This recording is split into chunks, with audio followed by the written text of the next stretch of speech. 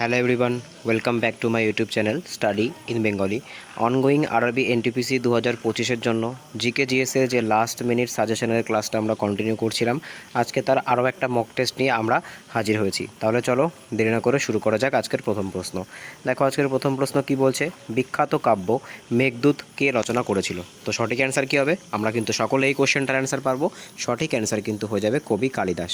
কালিদাস কিন্তু বিখ্যাত মেঘদূত যে তোমার কাব্যগ্রন্থ ছিল সেটা কিন্তু রচনা করেছিল। এছাড়া কিন্তু কালিদাসের আরও কিছু গুরুত্বপূর্ণ তোমার হচ্ছে কাব্যগ্রন্থ আছে, যেরকম কিন্তু হয়ে যাচ্ছে শকুন্তলা, ঠিক আছে। তারপরে আমরা বলতে পারি রঘুবংশম, ঠিক আছে, রঘুবংশম তোমরা চাইলে নোট ডাউন করতে পারো।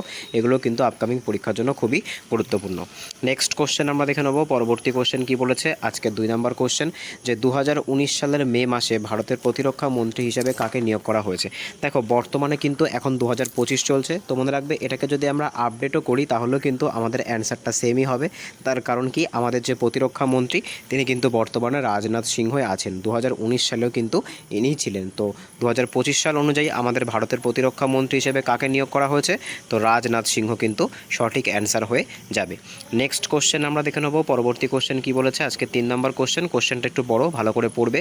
বিশ্বের যে এলাকা বা অঞ্চলগুলি কোনো একটি রাষ্ট্রের সার্বভৌম এখতিয়ারের বাইরে অবস্থিত এবং ফলস্বরূপ এখানে আন্তর্জাতিক গোষ্ঠীর সাধারণ শাসন ব্যবস্থার প্রয়োজন হয়, সেগুলি কী নামে পরিচিত? তো দেখো কি বলছে, একটা জায়গা যেখানে কিন্তু তোমার কোনো দেশের একার শাসন নেই, সেখানে কিন্তু সবার শাসন আছে, এরকম জায়গাকে কি বলে? তোমাদের রাখবে এইরকম জায়গাকে কিন্তু বলা হয় তোমার হচ্ছে বলা হচ্ছে গ্লোবাল কমন্স, ঠিক আছে। কি বলা হয়? এইরকম জায়গাকে কিন্তু গ্লোবাল কমন্স বলা হয়। এর একটা এক্সাম্পল দিলে তোমাদের কাছে আরও স্পষ্ট হয়ে যাবে। যেরকম কিন্তু তোমার হয়ে যাচ্ছে আন্টার্কটিকা। তার কারণ কি, আন্টার্কটিকা কিন্তু তোমার হচ্ছে কোনো সরকারের বা কোনো নির্দিষ্ট দেশের আন্ডারে কিন্তু পড়ে না। আন্টার্কটিকাতে কিন্তু সবার সমান অধিকার আছে। ভারত থেকেও কিন্তু 3টে তোমার আন্টার্কটিকাতে গবেষণাগার স্থাপন করা হয়েছিল। বিশ্বের বিভিন্ন দেশ কিন্তু আন্টার্কটিকাতে চাইলে গবেষণার জন্য গবেষণাগার স্থাপন করতে পারে। গ্লোবাল কমন্সের কিন্তু একটা কমন এক্সাম্পল হয়ে যাচ্ছে আন্টার্কটিকা, যেখানে কিন্তু কোনো স্পেসিফিক কোনো রাষ্ট্রের কিন্তু একার শাসন নেই। নেক্সট কোশ্চেন আমরা দেখে নেব। পরবর্তী কোশ্চেন কি বলেছে, আজকে 4তম কোশ্চেন, যে মৃতজীবী পুষ্টি কী? ঠিক আছে, মৃতজীবী পুষ্টি কী সেটা কিন্তু আমাদের কাছে জিজ্ঞাসা করেছে, বায়োলজি থেকে একটা কোশ্চেন। দেখো মৃতজীবী পুষ্টি কী, তো মনে রাখবে। দেখো কি বলেছে, পুষ্টির জন্য জীব এবং উদ্ভিদের ওপর নির্ভর করা। দেখো পুষ্টির জন্য জীব এবং উদ্ভিদের ওপর নির্ভর করা, এটাকে কি বলা হয়? এটাকে কিন্তু বলা হয় তোমার পরজীবী। তাই এটা কিন্তু আমাদের সঠিক অ্যান্সার হবে না। তারপরে কি বলছে, দেখো জীব এবং অন্যান্য প্রাণীর ওপর নির্ভর করে পুষ্টি ভোগ করে নেওয়া, এটা কিন্তু তোমার পরজীবীর মধ্যেই পড়ে। জীব খাদ্য গ্রহণ করে মৃত এবং পচা পদার্থ থেকে, এটাই কিন্তু আমাদের সঠিক অ্যান্সার হয়ে যাবে। তো মৃতজীবী পুষ্টি মানে কি? মৃতজীবী পুষ্টি মানে কিন্তু হচ্ছে সেই পুষ্টিটা যেটা কিন্তু আমরা মৃত বা পচা তোমার হচ্ছে উদ্ভিদের দেহাবশেষ বা প্রাণীদের দেহাবশেষ থেকে পেয়ে থাকি। নেক্সট কোশ্চেন আমরা দেখে নেব। পরবর্তী কোশ্চেন কি বলেছে, আজকে 5 নম্বর কোশ্চেন, যে বিদেশি এমএনসি এর বিনিয়োগ করা অর্থ কী হিসেবে পরিচিত? দেখো বিদেশি কোম্পানিগুলি ভারতে যে অর্থ তোমার ইনভেস্ট করে বা এমএনসিগুলি যে অর্থ তোমার ভারতে ইনভেস্ট করে তাকে কি বলে? তো মনে রাখবে সঠিক অ্যান্সার কী হবে? সঠিক অ্যান্সার কিন্তু হয়ে যাবে বৈদেশিক প্রত্যক্ষ বিনিয়োগ বা ফরেন ডাইরেক্ট ইনভেস্টমেন্ট কিন্তু এটাকে বলা হয়। তোমরা কিন্তু এর যে শর্ট টার্ম সেটা সকলেই শুনেছো, এফডিআই, ঠিক আছে। এটাকে কিন্তু এফডিআইও বলা হয়ে থাকে, ঠিক আছে। বর্তমানে কিন্তু ভারতে একমাত্র একটাই সেক্টর আছে যেখানে কিন্তু 100% তোমার হচ্ছে এফডিআই চলে এসেছে। সেটা কিন্তু ভারতের যে ডিফেন্স সেক্টর আছে সেটাতে কিন্তু 100% তোমার হচ্ছে ফরেন ডাইরেক্ট ইনভেস্টমেন্ট বা এফডিআই কিন্তু চলে এসেছে। নেক্সট কোশ্চেন আমরা দেখে নেব। পরবর্তী কোশ্চেন কি বলেছে, আজকে 6তম কোশ্চেন, যে নিচের কোনটি পারমাণবিক বিদ্যুৎ উৎপাদনের ক্ষেত্রে একটি ত্রুটি নয়? মানে কোনটা পারমাণবিক বিদ্যুৎ উৎপাদন করলে তোমার হচ্ছে কোনো রকম প্রবলেম হবে না, ঠিক আছে। কি বলেছে দেখো, ব্যবহৃত জ্বালানি সংরক্ষণ ও নিষ্পত্তি, এটা সঠিক অ্যান্সার হতে পারে না। পারমাণবিক বিদ্যুৎ কেন্দ্র স্থাপনের উচ্চ খরচ, এটাও নয়, কারণ আমাদের কাছে কিন্তু অ্যাডভান্টেজ চেয়েছে, ঠিক আছে। তারপরে দেখো কি বলেছে, তারপরে অপশান ডি দেখো কি বলেছে, পারমাণবিক বিকরণের দুর্ঘটনাজনিত হওয়ার ঝুঁকি, এটা কিন্তু সম্ভাবনা থেকেই যায়। তো সঠিক অ্যান্সার কী হবে? সঠিক অ্যান্সার কিন্তু হয়ে যাচ্ছে বিদ্যুৎ উৎপাদন। পারমাণবিক তোমার হচ্ছে শক্তিকে কাজে লাগিয়ে বিদ্যুৎ উৎপাদন করা, এটা একটা অ্যাডভান্টেজ, তাই এটাই কিন্তু আমাদের সঠিক অ্যান্সার হয়ে যাবে। নেক্সট কোশ্চেন আমরা দেখে নেব। পরবর্তী কোশ্চেন কি বলেছে, যে কোন ভিটামিন আমাদের চোখ এবং ত্বককে স্বাস্থ্যকর রাখে? নিম্নলিখিত কোন ভিটামিনটি আমাদের চোখ এবং ত্বককে স্বাস্থ্যকর রাখে? তো সঠিক অ্যান্সার কী হবে? সঠিক অ্যান্সার কিন্তু হয়ে যাবে ভিটামিন এ। মনে রাখবে ভিটামিন এর অভাবে কোন রোগ হয়ে থাকে? ভিটামিন এর অভাবে কিন্তু তোমার হচ্ছে রাতকানা রোগ হয়ে থাকে, ঠিক আছে? এছাড়াও কিন্তু আরেকটা রোগ হয়ে থাকে যেটাকে কি বলে? যেটাকে কিন্তু তোমার বলা হচ্ছে জেরপ্থ্যালমিয়া, ঠিক আছে? কি বলা হয়? জেরপ্থ্যালমিয়া। এই জেরপ্থ্যালমিয়াতে কি হয়? এখানে কিন্তু তোমার চোখের যে আমাদের যে আইবলসের ভেতরে তোমার যে ওয়াটারি যে পার্টগুলো থাকে, অর্থাৎ জলীয় যে অংশগুলো থাকে, সেগুলো কিন্তু শুকিয়ে যায়, ঠিক আছে? এবার দেখো এখানে আমরা একটু ভিটামিন সম্পর্কে জেনে নেব। দেখো সবার প্রথম আমাদের যে সঠিক অ্যান্সার সেটা তো হয়ে যাচ্ছে ভিটামিন এ, এটা একদম 100% সঠিক অ্যান্সার। এবার দেখো ভিটামিন এর যে রাসায়নিক নাম সেটা কি? মনে রাখবে ভিটামিন এর যে রাসায়নিক নাম সেটা কিন্তু হয়ে যাচ্ছে রেটিনল, ঠিক আছে? রেটিনল।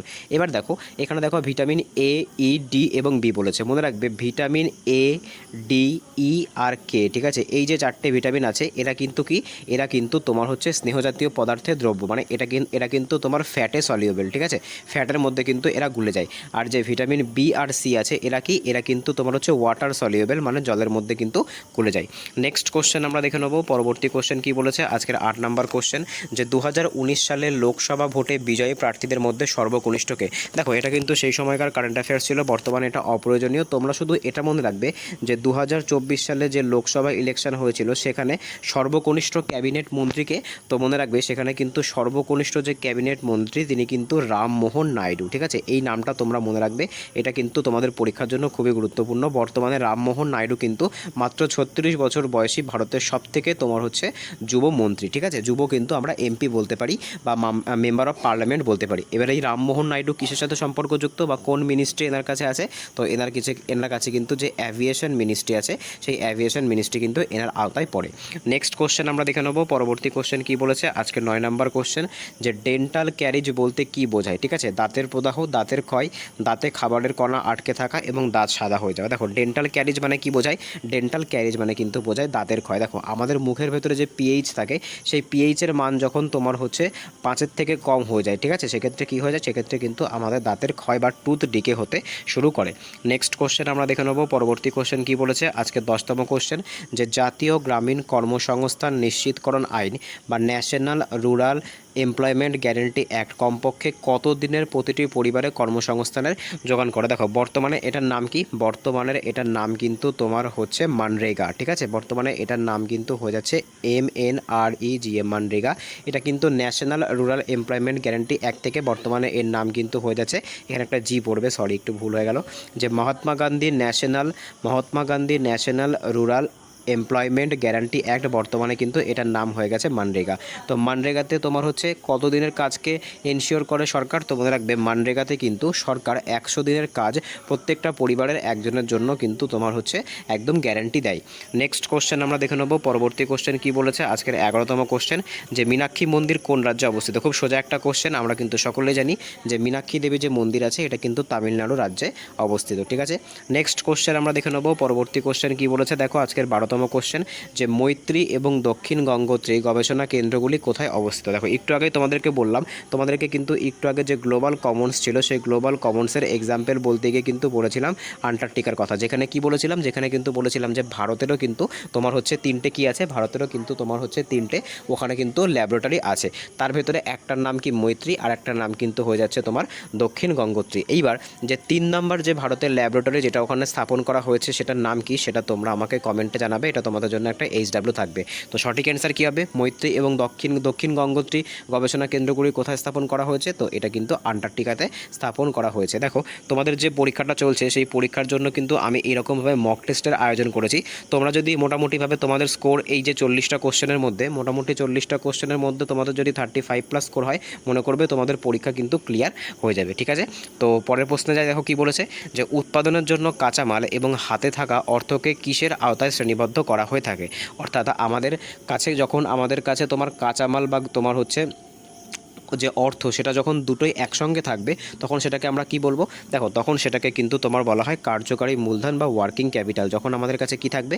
যখন আমাদের কাছে কিন্তু পুঁজি থাকবে প্লাস আমাদের কাছে কিন্তু কাঁচামালের অ্যাভেলেবিলিটি থাকবে বা আমাদের কাছে টাকা থাকবে, অর্থ থাকবে, যেটা দিয়ে কিন্তু আমরা কাঁচামাল কিনতে পারি, সেটাকে কি বলা হয়? সেই রকমের তোমার ইকোনমিক্যাল কন্ডিশনকে কিন্তু বলা হয় কার্যকারী মূলধন বা ওয়ার্কিং ক্যাপিটাল। দেখো ইকোনমিক্স থেকে কিন্তু তোমাদের 2 থেকে 3টে কোশ্চেন তোমরা কিন্তু পরীক্ষায় দেখতে পারবে, তাই ইকোনমিক্সকে কিন্তু এড়িয়ে গেলে চলবে না। নেক্সট কোশ্চেন আমরা দেখে নেব। তো দেখো নেক্সট কোশ্চেন কি বলেছে, আজকে 14 নম্বর কোশ্চেন, যে কেন্দ্রীয় সরকারের আয়ুষ্মান ভারত যোজনা কিসের সাথে সম্পর্কযুক্ত। দেখো এই যে যোজনা রিলেটেড যে কোশ্চেনগুলো আছে সেগুলো কিন্তু পরীক্ষার জন্য খুবই গুরুত্বপূর্ণ। তোমাদের যে শিফটগুলো বর্তমানে চলছে বা যাদের পরীক্ষা চলছে তাদের সাথে ইন্টারাকশন করার পরে এটাই কিন্তু জানতে পেরেছি যে যোজনা রিলেটেড কোশ্চেন কিন্তু তোমার 1 থেকে 2 থাকবেই থাকবে, ঠিক আছে। তো কেন্দ্রীয় সরকারের আয়ুষ্মান ভারত যোজনা কিসের সাথে সম্পর্কযুক্ত, তোমার শান্তির সাথে বা শক্তির সাথে, শিক্ষার সাথে, কৃষির সাথে, নাকি স্বাস্থ্যের সাথে। দেখো কেন্দ্রীয় সরকারের যে আয়ুষ্মান ভারত যোজনা আছে সেটা কিসের সাথে সম্পর্কযুক্ত, এটা কিন্তু স্বাস্থ্যের সাথে সম্পর্কযুক্ত। এখানে কি করা হয়, যেখানে কিন্তু তোমার 10 লাখ টাকা পর্যন্ত তোমার বার্ষিক হেলথ কভারেজ প্রদান করা হয়ে থাকে। নেক্সট কোশ্চেন আমরা দেখে নেবো, আজকের 15তম কোশ্চেন কি বলেছে, যে নিচের কোনটি সুপার কম্পিউটার নয়, এর মধ্যে থেকে কোনটা সুপার কম্পিউটার নয়, একা, ক্রেওয়ান, পিডিএ নাকি পারাম। তো সঠিক অ্যান্সার কী হবে, সঠিক অ্যান্সার আমাদের হয়ে যাবে কিন্তু পিডিএ। এটা কিন্তু কোনো রকম সুপার কম্পিউটার নয়, এটা কি, এটা কিন্তু তোমার হয়ে যাচ্ছে পার্সোনাল, এটা কিন্তু তোমার হয়ে যাচ্ছে পার্সোনাল ডিজিটাল অ্যাসিস্ট্যান্ট। এটা কিন্তু আমাদের প্রত্যেকের মোবাইলে বা প্রত্যেকের যে ল্যাপটপ থাকে সেখানে কিন্তু তোমার হচ্ছে, বা যে কোনো পিসি বলতে পারো, সেখানে কিন্তু এটা থাকে পিডিএ।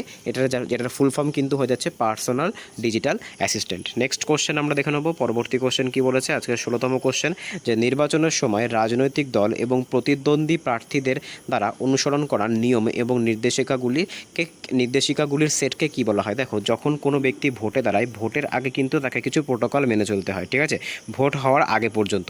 তো সেটাকে কি বলে, নমিনেশন দেওয়ার পর থেকে শুরু করে, মনে করো নমিনেশন দিল, নমিনেশনটা অ্যাপ্রুভাল হয়ে যাওয়ার পর থেকে একদম ভোট হওয়া পর্যন্ত তাকে কিন্তু বিশেষ কিছু আচরণবিধিকে পালন করতে হয়। সেটাকে কি বলে, সেটাকে কিন্তু বলা হয় তোমার হচ্ছে কোড অফ কন্ডাক্ট, যেটাকে কিন্তু ভাঙা যায় না।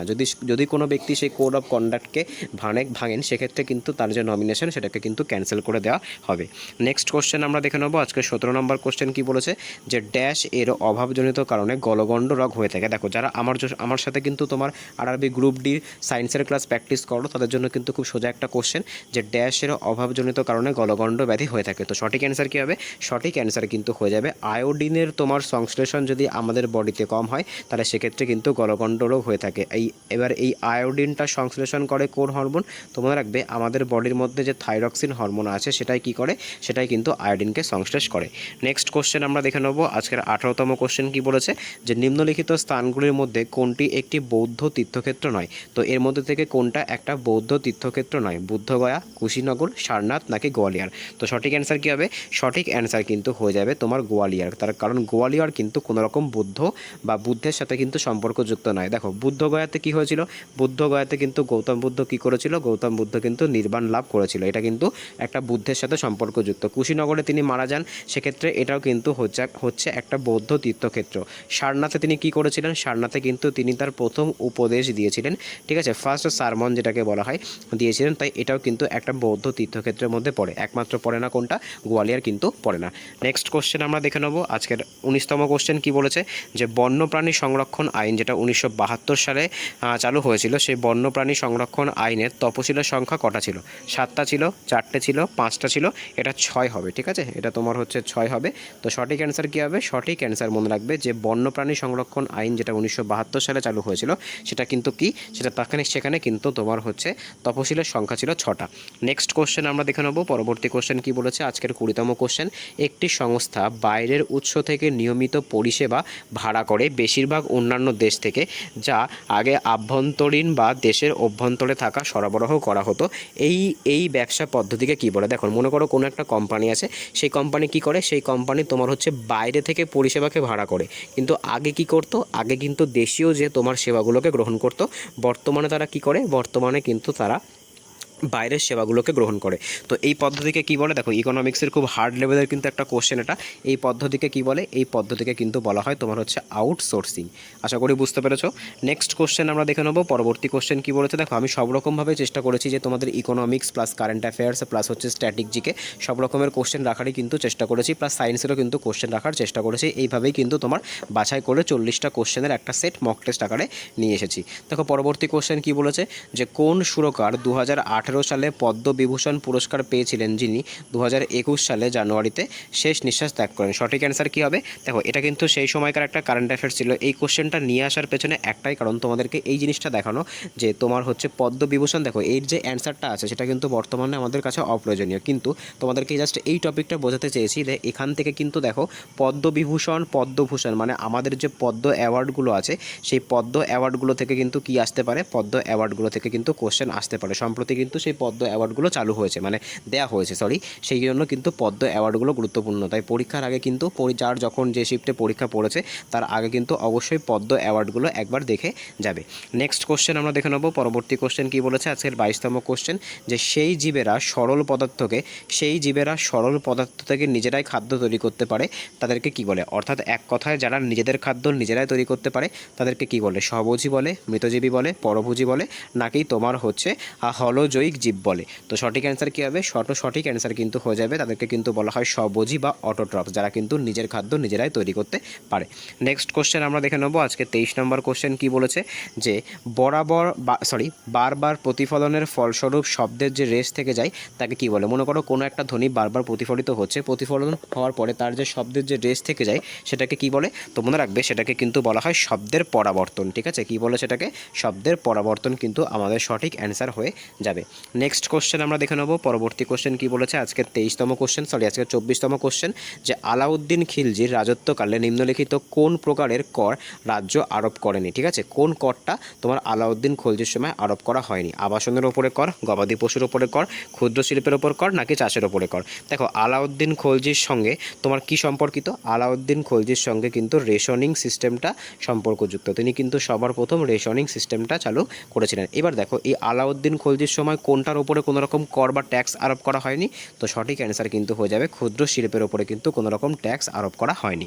নেক্সট কোশ্চেন আমরা দেখে নেব। পরবর্তী কোশ্চেন কি বলেছে, আজকের 25তম কোশ্চেন, যে নিম্নলিখিতদের মধ্যে কোনটি একটি ব্যাকটেরিয়া ঘটিত রোগ? এর মধ্যে কোনটা একটা ব্যাকটেরিয়া দ্বারা ঘটিত রোগ? মাম্পস, হাম, ডিপথেরিয়া, নাকি চিকেন পক্স? তো সঠিক অ্যান্সার কী হবে? সঠিক অ্যান্সার কিন্তু হয়ে যাবে অ্যাকর্ডিং টু অপশান ডিপথেরিয়া কিন্তু হয়ে যাচ্ছে তোমার একটা ব্যাকটেরিয়া ঘটিত রোগ। বাদবাকি সবকটা কিন্তু তোমার এখানে হচ্ছে ভাইরাস ঘটিত রোগ। নেক্সট কোশ্চেন আমরা দেখে নেব। পরবর্তী কোশ্চেন কি বলেছে, আজকে 26তম কোশ্চেন, যে বিভিন্ন নক্ষত্রের গুচ্ছ নিয়ে গঠিত বিন্যাসকে কি বলে? মহাজাগতিক বস্তু বলে, তারাসমূহ বলে, নক্ষত্রমণ্ডল বলে, নাকি গ্রহ বলে? দেখো অনেকগুলো নক্ষত্র, মনে করো সপ্তর্ষি মণ্ডলের কথা যদি আমি দেখি, মনে করো এরকম অনেকগুলো নক্ষত্র যখন একসাথে মিশে গিয়ে তোমার হচ্ছে এরকম একটা শেপ, এটা তো জিজ্ঞাসা চিহ্নের মতো হয় সপ্তর্ষি মণ্ডল। মনে করো যখন অনেকগুলি নক্ষত্র একটা সেটে একসঙ্গে থাকে তখন সেটাকে কি বলে? তখন সেটাকে কিন্তু তোমার হচ্ছে নক্ষত্রমণ্ডল বলা হয়। ঠিক আছে, বা ইংলিশে কিন্তু এটাকে বলা হয় কনস্টিলেশন। যেরকম সপ্তর্ষি মণ্ডল একটা কিন্তু কনস্টিলেশন, বা ক্যাসিওপিয়া কিন্তু একটা কনস্টিলেশন। নেক্সট কোশ্চেন আমরা দেখে নেব। পরবর্তী কোশ্চেন কি বলেছে, আজকে 27তম কোশ্চেন, যে কোন সময়কালটি ভারতের স্বর্ণ বিপ্লব নামে পরিচিত? ঠিক আছে, ভারতের স্বর্ণ বিপ্লব তোমার হচ্ছে নামে কোন সময়টা পরিচিত? 1991 থেকে 2001, 1991 থেকে 2001, 1991 থেকে 2003, নাকি 1990 থেকে 2001? দেখো ভারতের যে স্বর্ণ বিপ্লব সেটা কত সাল থেকে কত সাল পর্যন্ত ঘটেছিল? এটা কিন্তু 1991 থেকে 2003 সালের মধ্যে ঘটেছিল। এইবার এই যে স্বর্ণ বিপ্লবটা কোনটার সাথে সম্পর্কযুক্ত, এই বিপ্লবটা কিসের সাথে সম্পর্কযুক্ত সেটা কিন্তু তোমরা আমাকে কমেন্টে জানাবে। এটা কিন্তু তোমাদের জন্য একটা HW থাকলো। নেক্সট কোশ্চেন আমরা দেখে নেব। পরবর্তী কোশ্চেন কি বলেছে, আজকের 28তম কোশ্চেন, যে নিম্নের কোনটি একটি কর্মসংস্থান উৎপন্ন করার প্রকল্প নয়? এর মধ্যে থেকে কোনটা একটা কর্মসংস্থান রিলেটেড প্রকল্প নয়? স্বর্ণ জয়ন্তী গ্রাম স্বরোজগার যোজনা, দেখো এটা কিন্তু একটা কর্মসংস্থানের প্রকল্প। ঠিক আছে, এটা কিন্তু তোমার হচ্ছে একটা কর্মসংস্থানের প্রকল্প। প্রধানমন্ত্রী জনধন যোজনা, এটা কিন্তু কোনো রকম কর্মসংস্থানের প্রকল্প নয়। প্রধানমন্ত্রী রোজগার যোজনা, এটাও কিন্তু তোমার হচ্ছে একটা কর্মসংস্থান প্রকল্প। আর অপশান যে তোমার হচ্ছে ডি আছে, এটাও কিন্তু তোমার একটা তোমার হচ্ছে কর্মসংস্থানের প্রকল্প। এই যে প্রধানমন্ত্রী জনধন যোজনা যেটা আছে এটা কিসের সাথে সম্পর্কযুক্ত? এটা কিন্তু তোমার হচ্ছে ব্যাংকে অ্যাকাউন্ট তৈরি করার সাথে সম্পর্কযুক্ত। এটা কিন্তু পৃথিবীর সবথেকে বড় ফাইন্যান্সিয়াল ইনক্লুশন, যেখানে কিন্তু জিরো ব্যালেন্সের বই খোলা হয়েছিল। এটা কত সালে চালু হয়েছিল? তো মনে রাখবে এটা কিন্তু তোমার 28শে আগস্ট, ডেটটা ইম্পর্টেন্ট। এটা কিন্তু 28শে আগস্ট তোমার 2014 সালে শুরু করা হয়েছিল। নেক্সট কোশ্চেন আমরা দেখে নেব। পরবর্তী কোশ্চেন কি বলেছে যে DVI-1 কোন ধরনের সিগন্যাল প্রেরণ করে। দেখো এটা কিন্তু খুব সায়েন্স বা টেকনোলজির একটা খুব ইম্পর্টেন্ট বলতে পারো বা খুব টাফ একটা কোশ্চেন এখানে তোমরা বলতে পারো। ঠিক আছে, দেখো পরীক্ষায় কিন্তু এই লেভেলের কোশ্চেনও তোমাদেরকে থাকবে, খুব ইজি কোশ্চেনও থাকবে, খুব মডারেট কোশ্চেনও থাকবে, আবার কিন্তু খুব তোমার হার্ড টাইপের কোশ্চেনও থাকবে। তো এটা কিন্তু সেই হার্ড টাইপের কোশ্চেনের মধ্যে পড়ে। তো DVI-1 কোন ধরনের সিগন্যাল প্রেরণ করে, তো মনে রাখবে এটা কিন্তু উভয় যে ডিজিটাল, ঠিক আছে, এটা কি করে উভয় কিন্তু তোমার যে ডিজিটাল আর তোমার অ্যানালগ দুটোই কিন্তু দুই ধরনের সিগন্যালই কিন্তু প্রেরণ করে থাকে এই DVI-1। নেক্সট কোশ্চেন আমরা দেখে নেব। পরবর্তী কোশ্চেন কি বলেছে আজকে 30তম কোশ্চেন যে লাল বাল পাল ভারতের এই তিনজন স্বাধীনতা সংগ্রামী যথাক্রমে কোন কোন রাজ্যের নিবাসী ছিলেন। দেখো লাল বাল পাল আমরা কিন্তু ইতিহাসে পড়েছি, খুব গুরুত্বপূর্ণ একটা ইতিহাসের টপিক। সবার প্রথম মনে রাখতে হবে এনারা কিন্তু চরমপন্থী নেতা ছিলেন। ঠিক আছে, এনারা কিন্তু চরমপন্থী নেতা ছিলেন, চরমপন্থী নেতা কংগ্রেসের। এবার দেখো লাল মানে কাকে বুঝিয়েছে, লালা লাজপত রায়। ইনি কোথার সাথে সম্পর্কযুক্ত, ইনি কিন্তু পাঞ্জাবের সাথে সম্পর্কযুক্ত। বাল মানে কাকে বোঝানো হয়েছে, এটা কিন্তু তোমার বাল গঙ্গাধর তিলককে বোঝানো হয়েছে, যিনি কিন্তু মহারাষ্ট্রের সাথে সম্পর্কযুক্ত। আর পাল মানে কিন্তু বিপিন চন্দ্র পালকে বোঝানো হয়েছে, যিনি কিন্তু বাংলা সাথে সম্পর্কযুক্ত। তাই অপশান এ কিন্তু আমাদের সঠিক অ্যান্সার হয়ে যাবে।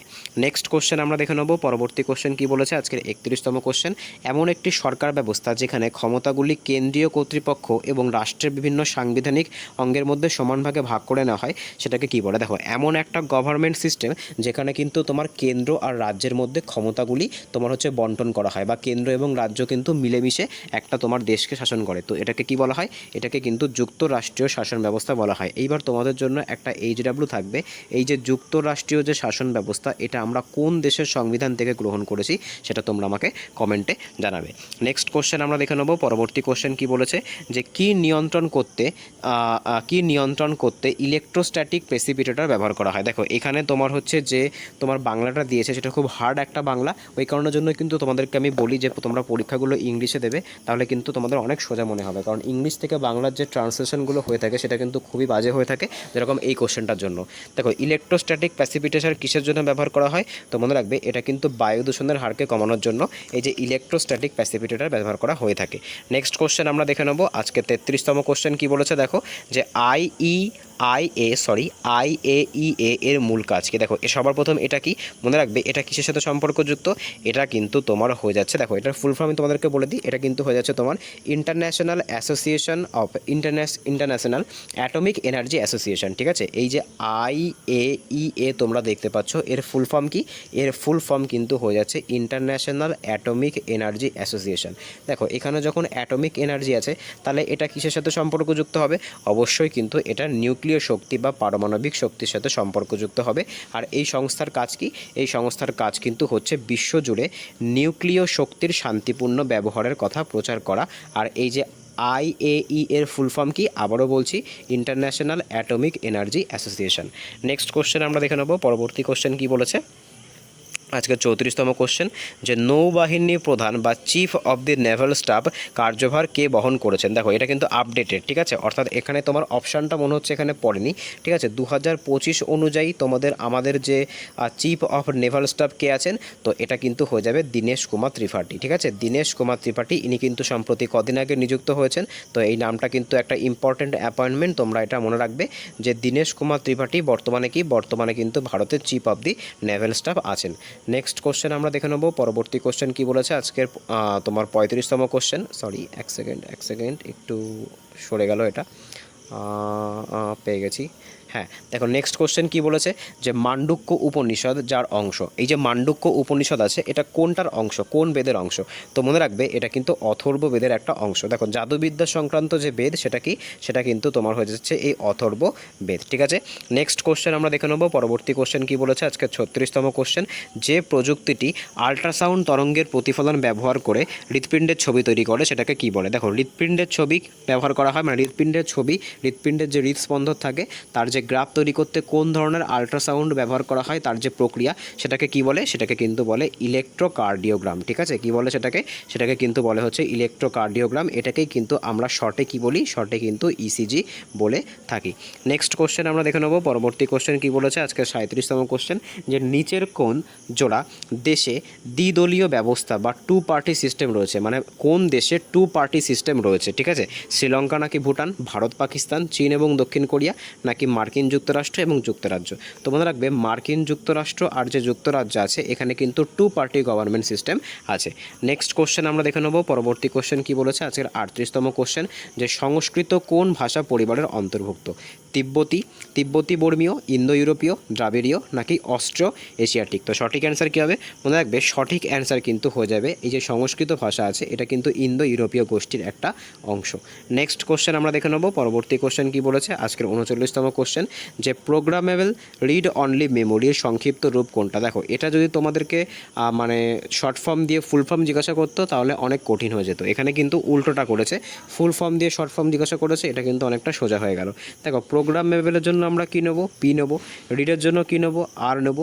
ঠিক আছে, অনলির জন্য ও নেবো, আর মেমোরির জন্য এম নেবো। তো কী হচ্ছে? পি রম কিন্তু আমাদের সঠিক অ্যান্সার হয়ে যাবে। নেক্সট কোশ্চেন আমরা দেখে নেবো। পরবর্তী কোশ্চেন কী বলেছে আজকে 40তম কোশ্চেন, যে স্বাধীনতা আমার জন্মগত অধিকার, তা আমি নেবই, এটা কে বলেছিলেন? দেখো এই যে কোশ্চেনটা এটা কিন্তু তোমাদের বহুবার করিয়েছি। তো এই কোশ্চেনটা কিন্তু তোমাদের জন্য আরও একটা কী থাকবে? আরও একটা কিন্তু তোমাদের জন্য HW থাকবে, কারণ বহুবার কিন্তু হিস্ট্রির এই টপিকটা থেকে তোমাদেরকে কোশ্চেন করিয়েছি। তো আজকে এই অবধি ছিল। আউট অফ 40 কার কত স্কোর হলো অবশ্যই কমেন্টে জানাবে। মোটামুটি তোমাদের যদি 35 বা 30 বা 35+ স্কোর থাকে তাহলে মনে করবে পরীক্ষা কিন্তু তোমাদের ক্লিয়ার হয়ে যাবে কাট অফ। ঠিক আছে, এবার দেখো যদি চ্যানেলে নতুন হয়ে থাকো তাহলে অবশ্যই চ্যানেলটাকে সাবস্ক্রাইব করো, পাশে থাকা বেল আইকনটিকে প্রেস করে রেখো যাতে ভিডিও ছাড়লে সবার প্রথম নোটিফিকেশন তোমাদের কাছে পৌঁছায়। এছাড়া চাইলে আমাদের যে টেলিগ্রাম গ্রুপ আছে সেই টেলিগ্রাম গ্রুপে জয়েন হতে পারো, ডিসক্রিপশনে প্লেলিস্টের লিঙ্ক দেওয়া থাকবে। যদি ভিডিওটা ভালো লেগে থাকে বন্ধুদের সঙ্গে শেয়ার করো, লাইক করো। দেখা হচ্ছে পরের ভিডিওতে, বাই।